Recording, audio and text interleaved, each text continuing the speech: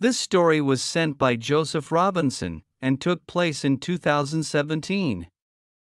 He had just moved into his first apartment after moving out of his parents' house. It was an old two-story home built in the 1930s and had been converted to 3 units, with 2 downstairs units and 1 upstairs unit. Joe was in the upstairs unit, which was a decent-sized 2-bedroom unit with a large kitchen and a pantry. He lived with his German Shepherd at the time. Only one of the bottom units was rented out, and he knew this because there was a car parked under one of the 3 spaces in the back of the building. That was the only way he could know someone was there, as they never left the house, and Joe knew this because he worked from home most days and did event photography during the night at a local theater. Throughout the time Joe would be home, during the day he never saw anyone leave the bottom unit, but he knew someone was there because he could hear the sounds of someone walking around and talking. After living there for almost 3 weeks, Joe started to notice strange things like rustling in the living room walls and a thumping coming from the guest room. If he left the house, he would come back to find things moved around and sometimes missing. He had the management company change all the locks, but even after this, these strange things would continue. One night, the theater was closed for repairs, so Joe didn't leave the house that night. Joe's brother needed to borrow. Just walked over to borrow his car. The two caught up a bit, and then he took Joe's car to do whatever it was he had to do. Joe stayed inside for the rest of the day and got caught up on some editing he had been putting off. At around 9:30 p.m., he started to hear a voice down the stairs leading to the front door. The way the house was set up, there was a door that led outside a little entryway, with a staircase that led to the actual apartment upstairs. This entryway shared a wall with the occupied unit upstairs, so Joe thought it was just the echo coming from the downstairs neighbor. However, it started to get louder and louder until he could clearly hear what the man was saying. He was arguing with himself and laughing hysterically. He kept telling himself it was time, only to follow up with a loud and aggressive no. Joe started to get a little freaked out and debated calling the police multiple times, but after about 45 minutes he stopped and everything was quiet again. Feeling uneasy but too tired to stay up, Joe decided to call it a night early. On this night, Joe's dog was with him. She usually would stay at his parents' house when he wasn't home or when he'd leave at night for his photography work, but since he was off that night, she stayed with Joe the whole day. The two got into bed and went to sleep around 11 p.m., and it wasn't until around 4 a.m. that he woke up to the sound of his dog growling. Not a soft growl like when a dog sees a cat, Joe described. It is a deep, rough, I'm gonna tear you apart kind of growl. Jumped up and went looking for her, and she was in the kitchen facing the pantry. As Joe rounded the corner, he heard the sound of a door slam in the pantry. However, once he got to the pantry, the door was still open. Joe's dog continued to growl and walked into the pantry and started pushing on the back shelf. Joe went in after her and turned on the light, and he noticed a very small gap between the back shelf and the wall of the pantry, and so he pushed on it, and this revealed the secret room behind the pantry. Joe's dog tried to run inside, but he caught her before she could go too far. There was a small hallway with a drop down at the end of it. Joe didn't go inside, though. He called the police. Immediately, they came and he explained the situation. They went downstairs and got Joe's neighbor to open his door. What they found was disturbing. They found a large hunting knife and a panel missing from a wall in his closet that led to the room in Joe's pantry. The building owner said it was what was left after the renovation that turned the home into 3 units. Joe moved out that week. Shortly upon moving into their new home, a Utah couple found something that wasn't included on the listing for their home. That might sound exciting, but what they found to them was anything but exciting. The couple stumbled across a hidden room in their house, and it looked exactly like a torture dungeon. The couple found the entryway to this hidden den behind a pretty average looking bookcase in a room that appears to be just an ordinary lounge. The wife/mother said that the bookcase, positioned against the wall, looked off, so she decided to try and move it elsewhere, and this was when she soon realized that the bookcase was actually secured on and was disguising a secret door that the couple had no idea existed. The room wasn't included on the listing, nor mentioned by the realtor or the previous owners of the home. The woman shared pictures on Reddit showing the stages of her opening the bookcase before revealing the creepy room lurking behind the wall. The image taken relies strictly on the flash from the phone's camera, but it shows the concrete room that contains one random fold-out chair sitting in the middle of the room. Various other objects can be seen around the space that led Reddit users at the time this was posted to speculate that the room could have been used as some kind of torture room, or even used as some kind of bunker for a killer. Of course, Reddit and the internet in general will always come up with wild theories, and while finding this room in your house would definitely be a bit creepy, there's no proof the room was ever used for malicious purposes. The couple later turned the room into a mini gym.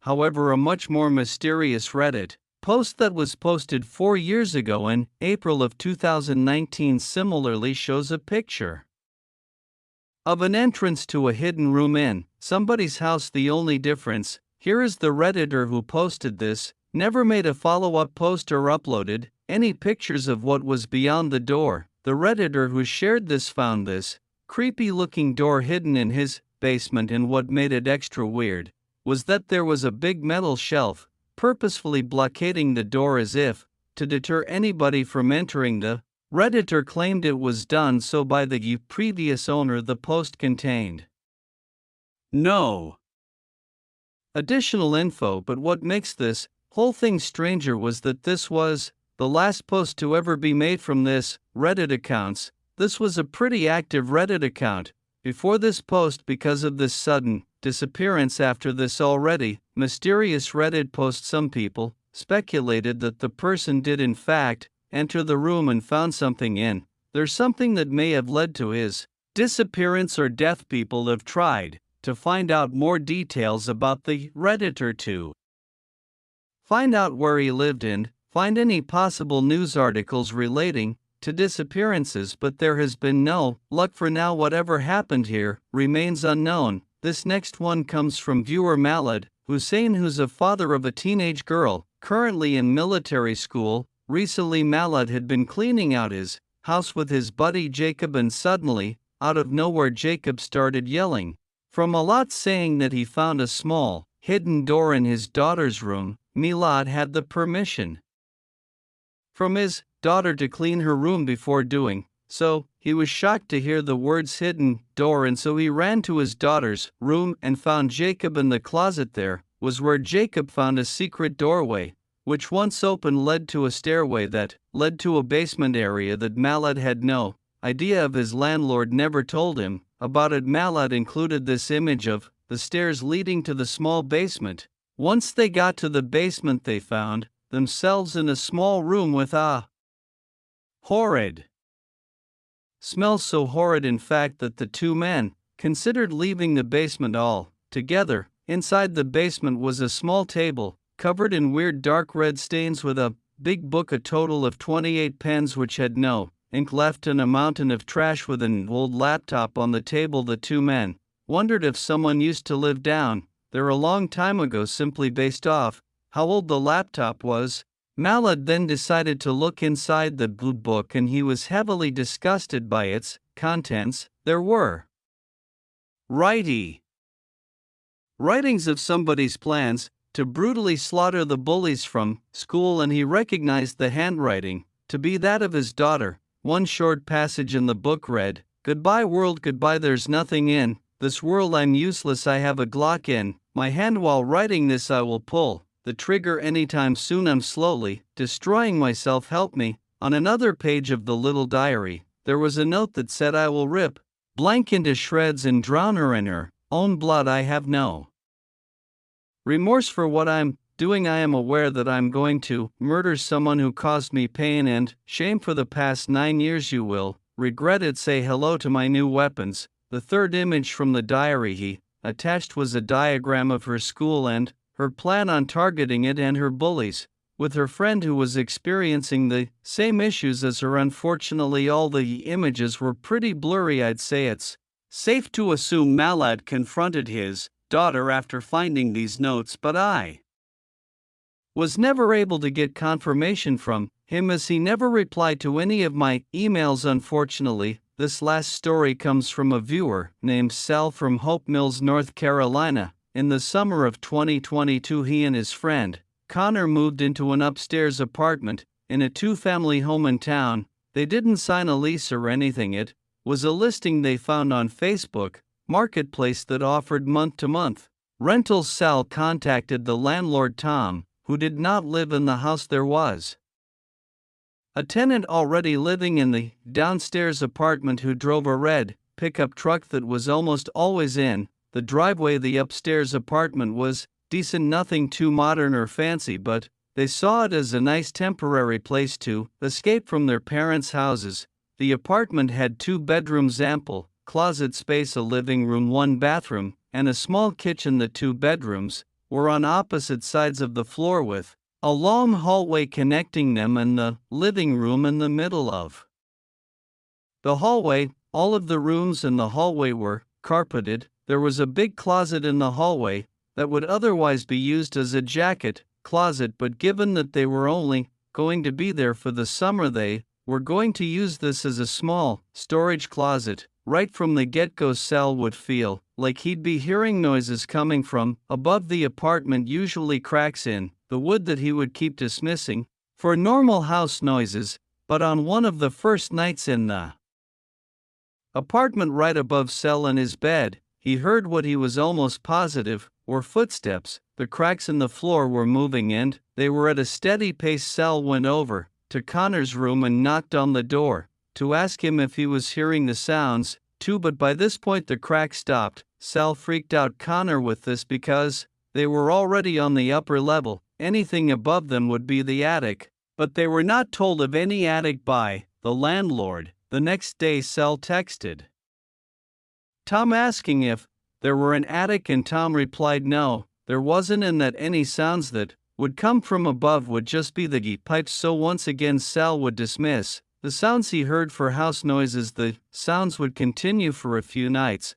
Then one day, after getting home from work, Sal was home alone. Even the downstairs tenant was out, so even in the seemingly empty house, there were clear as day footstep type sounds coming from above Sal's head. He decided to look around the place for a potential attic door. There were no attic doors in either of the bedrooms or living room. He checked the big closet in the hall, and he noticed something peculiar. There was a hanging plastic garbage bag blocking something. He moved it aside to realize there was a white door, and beyond the door was a stairway leading up to another door. Sal quietly went up the stairs and opened the rickety-looking wooden door at the top, and what was beyond the door was the last thing he ever expected. There was a cramped, unkempt-looking apartment up there. He caught just a glimpse of a small dirty kitchen, a living room with a small old sofa, and an open doorway that led into what he presumed to be a bedroom. Sal stated that it smelt like human waste up there, and the unbearable stench was about to chase him out of there anyway before he heard cracks in the floor come from inside that small bedroom-looking room. Sal quickly left the floor back down the stairs he came up. He locked himself in his room and called 911. When the police got to the house, Sal let them up the stairs and showed them the secret passageway to the secret upstairs floor, and the police found a homeless-looking and smelling man in a small bedroom on the 3rd floor. When Sal told the landlord, he arrived on scene and came clean, explaining that the man on the 3rd floor was his troubled brother and he needed a place for him to stay. The 3rd floor that was once an attic was secretly converted to a small living space, but it lacked a bathroom, hence the horrid smell. And according to what the police told Saw, there was human feces in the sink up there. Sal and Connor had only been in that apartment for a few days, but that would have meant at some point that man likely came down into their apartment in May, have taken food from them. The landlord was arrested for breaching a number of tenant privacy rights, which even without a lease month-to-month renters are